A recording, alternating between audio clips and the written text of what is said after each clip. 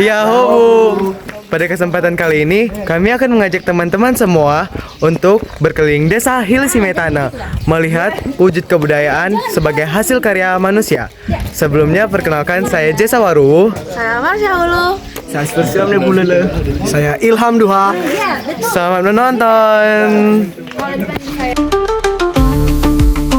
Di gerbang Desa Hilisimetana terdapat pahatan-pahatan yang dipahat oleh nenek moyang zaman dahulu.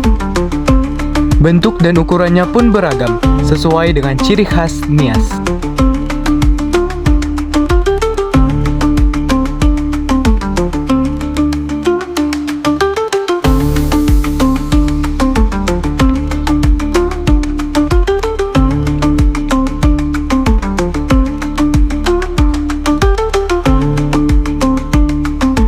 Karena perubahan zaman, tidak semua rumah di Desa Hilisimetana berupa rumah adat tradisional.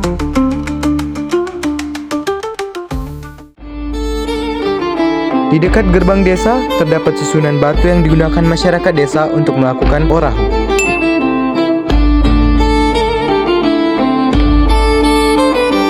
Tepat di tengah jejeran batu tersebut, terdapat dua singgasana. Singgasana kanan untuk raja atau si ulu, dan singgasana kiri untuk istri raja. Nah, kebetulan banget nih, ibu ini sedang menjemur kayu bakar untuk digunakan nantinya.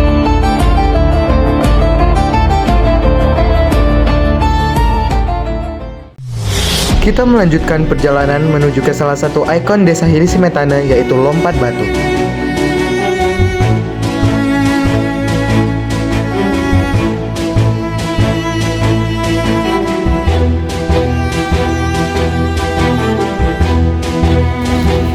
Nah, kami sudah berada di salah satu ikon yang berada di Hilisimetana, yaitu Lompat Batu. Sama seperti lompat batu di desa lainnya yang merupakan susunan batu yang digunakan dalam tradisi lompat batu. Kita akan masuk ke dalam salah satu rumah adat tradisional Desa Hilisimetana, yaitu Rumah Raja Sulageniha.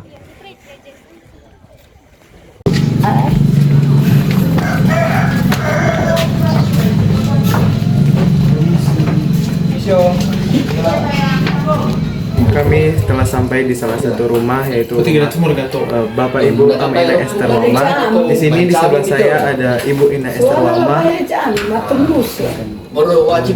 Nah, fun fact-nya, rumah ini telah ditempati oleh Ama Ina Esther Walma yang merupakan keturunan dari Raja Sulageniha. Ibu ini akan membantu kita dalam memperkenalkan dan menjelaskan wujud kebudayaan manusia sebagai pakaian adat tradisional. Peralatan kebudayaan leluhur kita yang telah tertinggal, tapi yang sekarang ini tinggal duplikat yang ada. Yang originalnya sudah tidak tertinggal lagi sama kita. Kecuali rumah ini yang masih permanen dari leluhur kita yang ditinggalkan sama kita. Ini gelang untuk perempuan, ini dulu emas. Sekarang sudah tinggal warna emasnya. Emasnya sudah nggak ada lagi.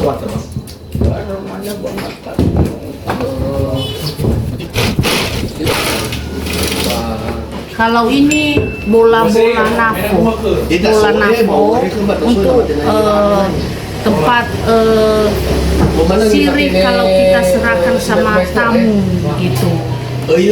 Seperti ini bahannya terbuat dari gelemei, dari daun gelemei, jadi ada prosesnya lah untuk mengerjakannya.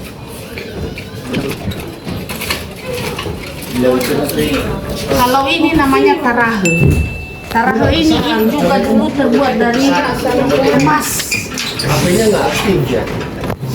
Jadi sekarang tinggal kemasannya yang ada. Jadi begini dia. Untuk perempuan. Bilang maksud yang begitu pemakaian tadi mereka itu kesini sesuai dengan bicara kalian Pak tadi. Aku kalian nanti ke ini ada juga kerabu orang Nias dulu, memang dari dulu sudah panjang-panjang seperti ini. Sama dia. Kalau nggak telepon nanti. Jadi kalau sekarang kita melihat orang pakai anting yang beraksesoris besar-besar, dari awal orangnya sudah punya memakai seperti itu. Ada kostum bajunya. Ini kalung perempuannya. Ini juga dulu dari emas. Jadi sekarang tidak seperti itu lagi. Ini bajunya.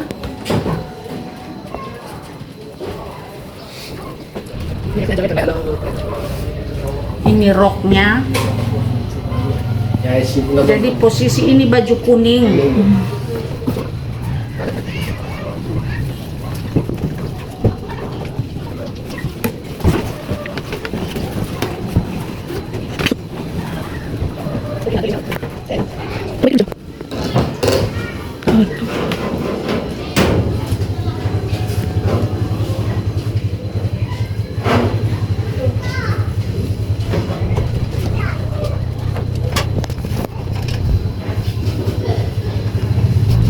Ini cara pakai kostumnya. Yang kalian yang pakai.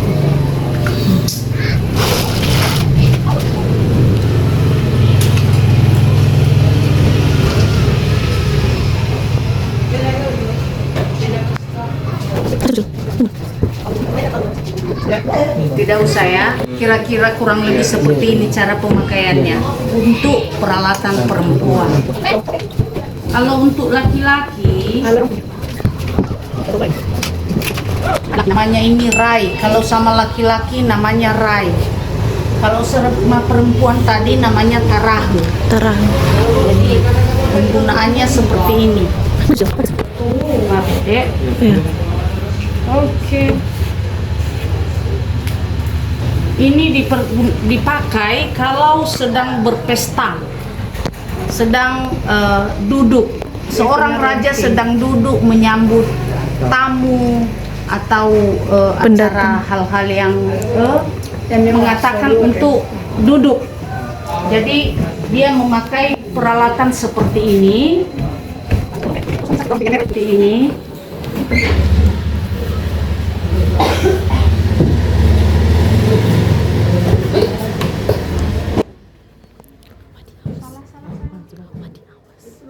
Awas. Apa wadini bilang wadi awas. Ini seperti kostum yang dikenakan ini. Sini Sil, coba tengok sini. Memakai ini untuk pengamanan leher. Kalau terjadi peperangan di tebas leher dia tidak putus karena ada yang Menahan. mencegah. Ini namanya Kalabu.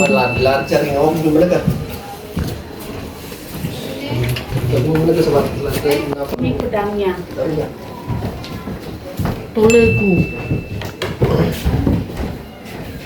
Oke. Jadi dipakai seperti ini.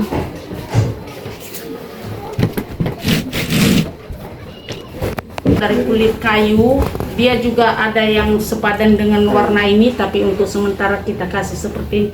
Ini digunakan untuk pengikat pinggang,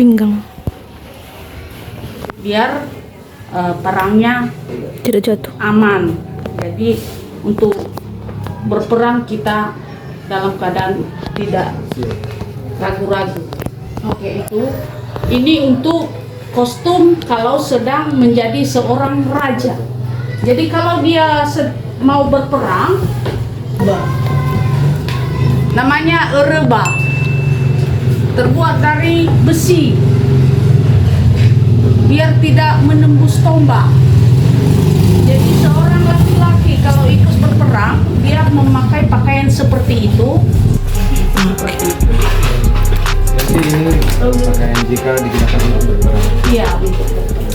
Tepat di belakang saya terdapat beberapa baju pelindung yang digunakan masyarakat desa Lisnetana ketika akan berperang.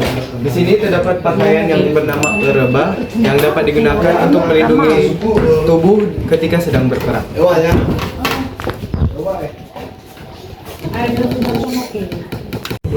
Nah, baik, tepat di belakang saya terdapat do dan ada baluse. Baik, ini adalah kalbubu. Kalbubu ini digunakan oleh prajurit ketika berperang untuk melindungi leher mereka dari serangan musuh.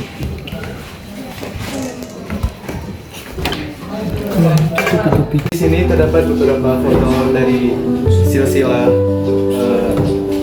raja yang pernah menempati rumah ini.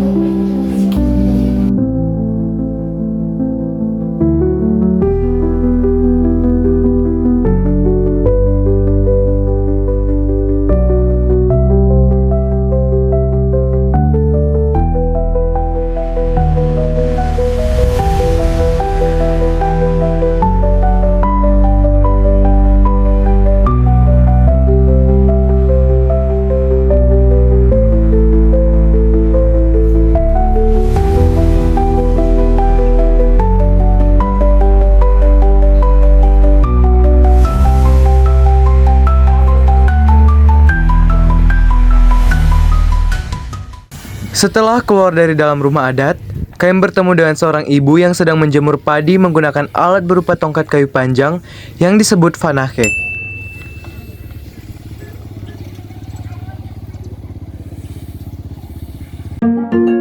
Sekian petualangan pada hari ini, sampai jumpa di petualangan berikutnya. Yahoo!